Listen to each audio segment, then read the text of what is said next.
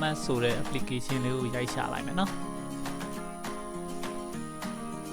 တွေ့ပြီဆို install လုပ်လိုက်ပါကျွန်တော် install လုပ်ပြီးကြမှာလို့နော်ပြီးရင် open လုပ်လိုက်မယ်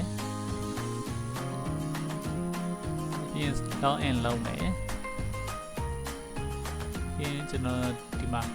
ဖွင့်ထားတဲ့ကျွန်တော် website ရဲ့လိပ်စာလေး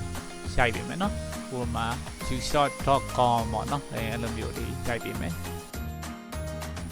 ပြီးလို့ရှိရင်ဒီမှာကျွန်တော်တို့ user name ရယ် password ရယ်ဒါကျွန်တော်တို့ဖက်ကပေးမှာပါနော် user name နဲ့ password နဲ့ပေးမယ် admin ရဲ့ user name password ပေါ့နော်ပြီးရင် login ဝင်လိုက်လို့ရှိရင်ဒီမှာ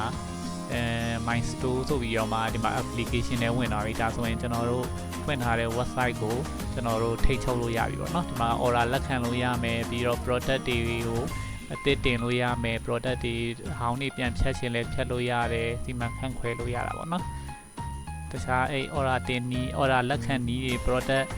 အသစ်သွင်းနီးတွေထည့်နီးတွေကိုကျွန်တော်နောက်ဗီဒီယိုလေးနဲ့ပြပေးမယ်နော်ဒီလိုပါ